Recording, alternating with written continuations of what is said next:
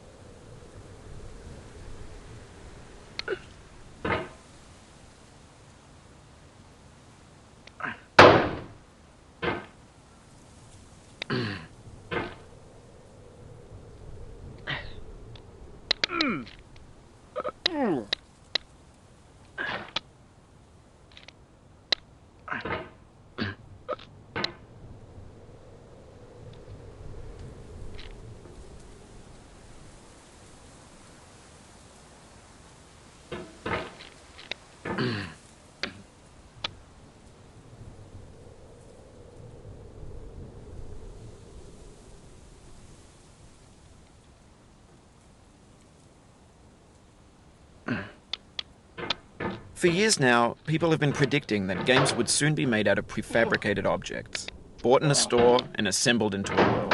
And for the most part, that hasn't happened, because the objects in the stores are trash. I don't mean they look bad or that they're badly made, although a lot of them are. I mean they're trash in the way that food becomes trash as soon as you put it in the sink. Things are made to be consumed and used in a certain context, and once the moment is gone, they transform into garbage. In the context of technology, those moments pass by in seconds.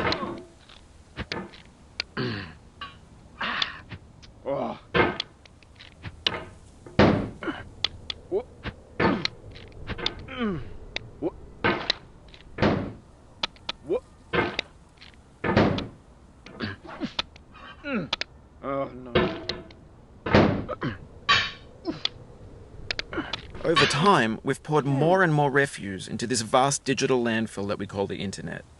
It now vastly outnumbers and outweighs the things that are fresh and untainted and unused. When everything around us is cultural trash, trash becomes the new medium, the lingua franca of the digital age. You can build culture out of trash, but only trash culture.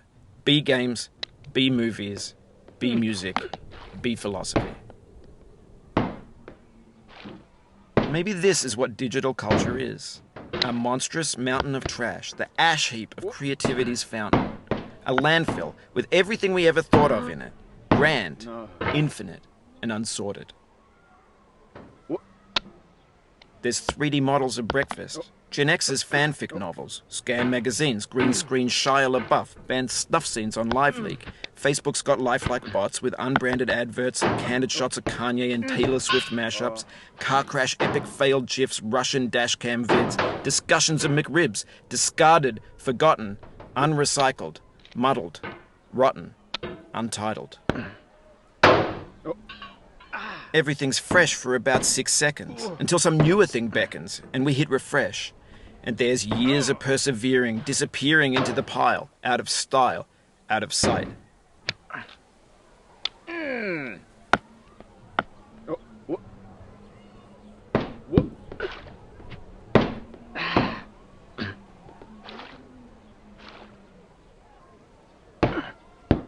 In this context, it's tempting to make friendly content that's gentle, that lets you churn through it but not earn it. Why make something demanding if it just gets piled up in the landfill, filed in with the bland things?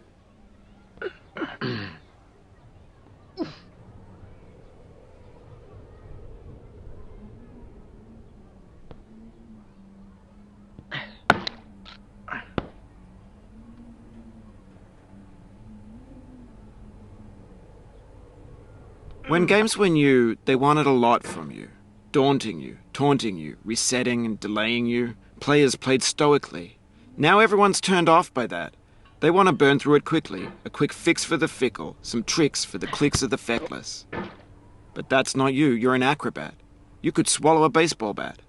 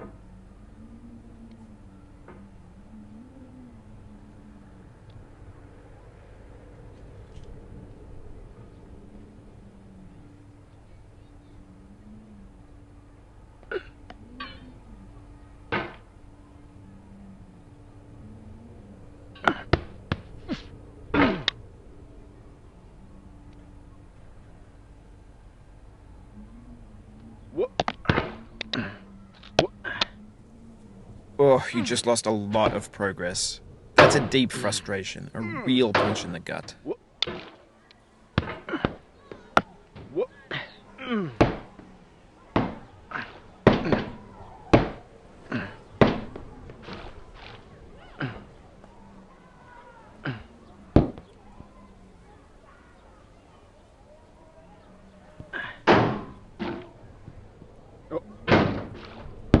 Oof, sorry about that.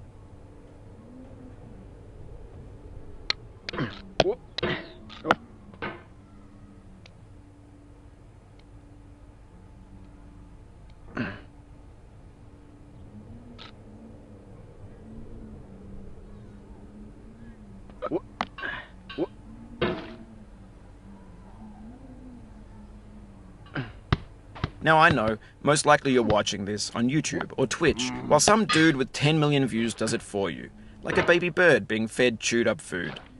That's culture too.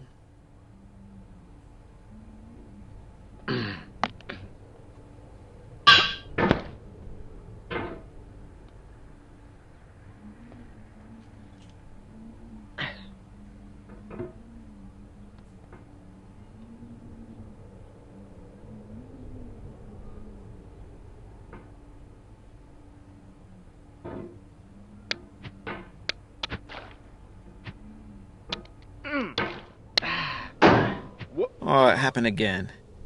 Keep on trying, don't let it get to you.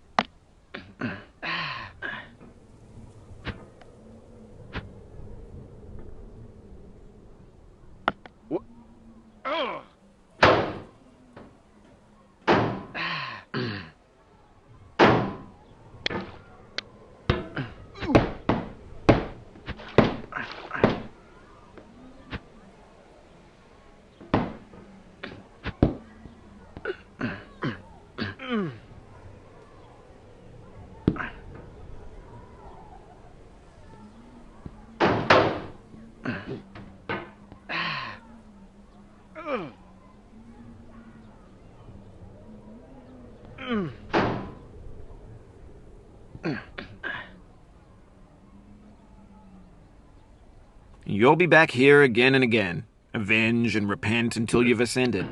Or until you're contented.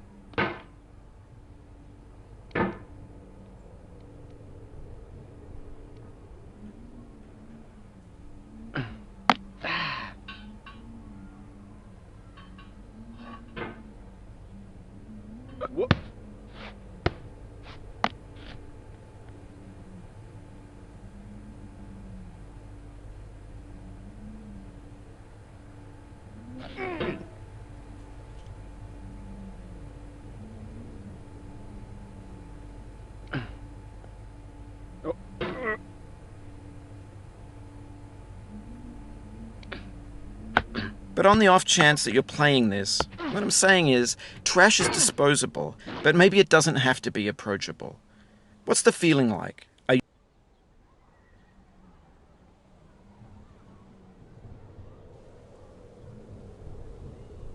you stressed? I guess you don't hate it if you got this far. Feeling frustrated? It's underrated.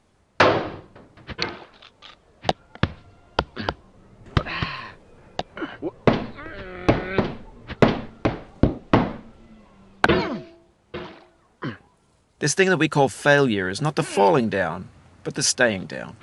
Mary Pickford.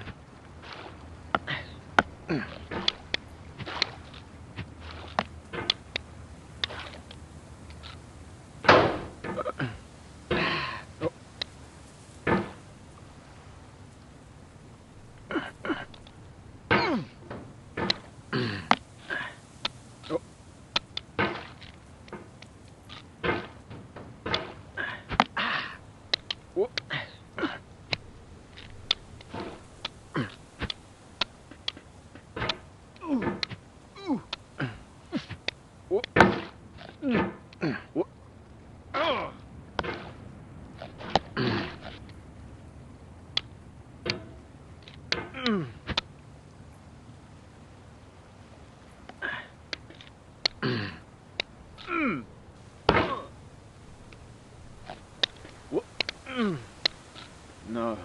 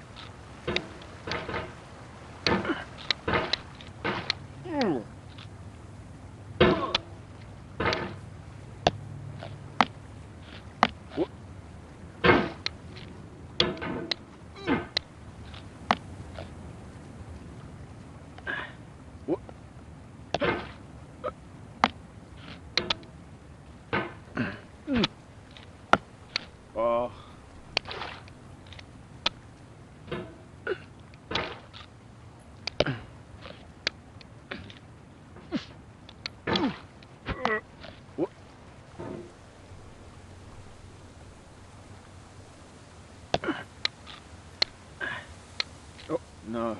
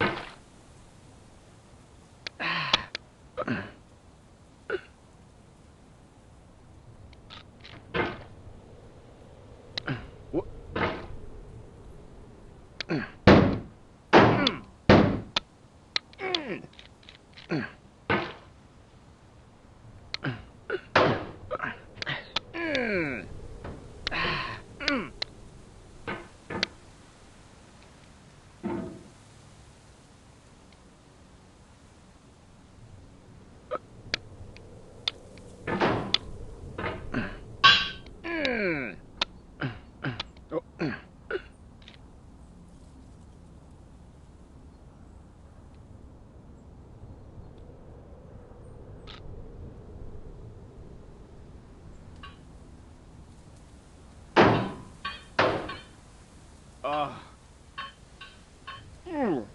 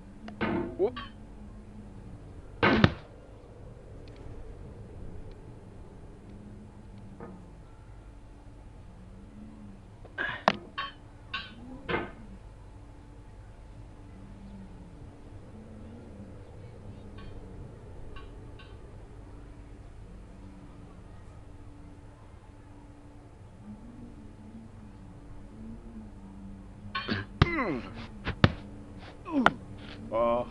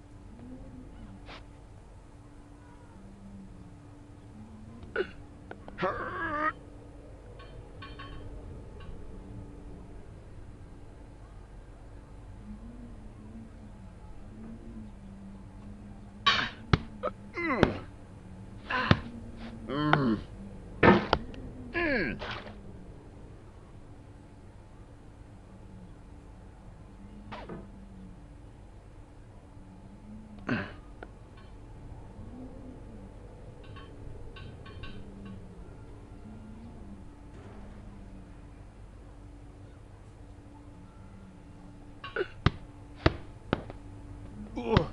Oh. The soul would have no rainbow had the eyes no tears. John Vance Cheney.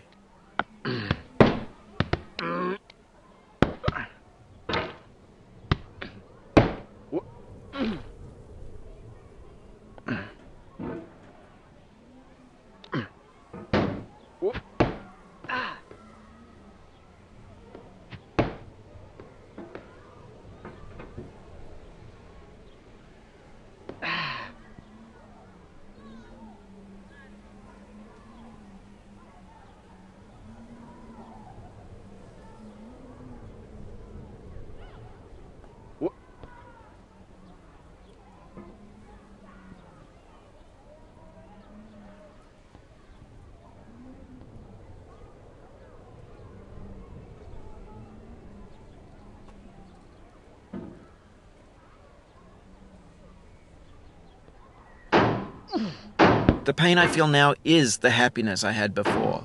That's the deal. C.S. Lewis.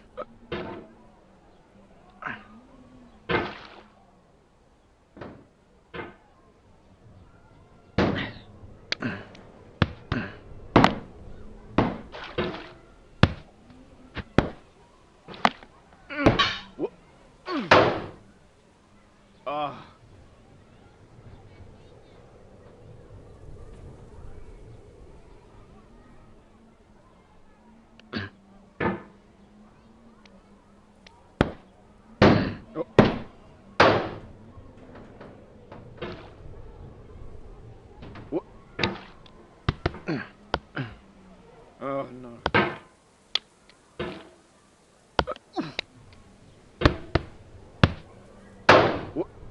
Oh.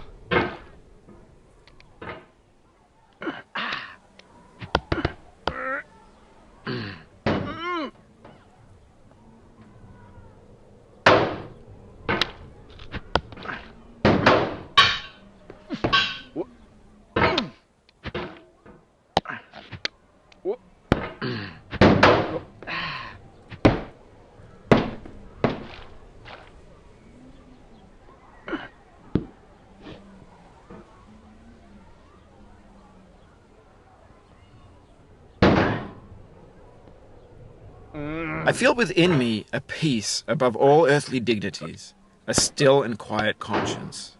William Shakespeare.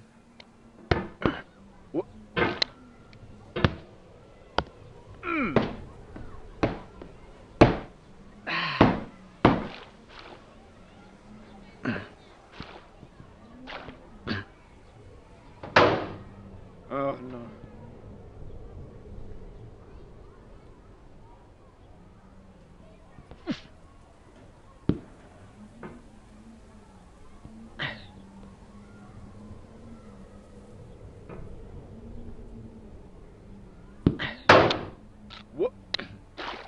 You cannot now believe that you will ever feel better. But this is not true. You're sure to be happy again, and knowing this, truly believing it, will make you less miserable now. Abraham Lincoln.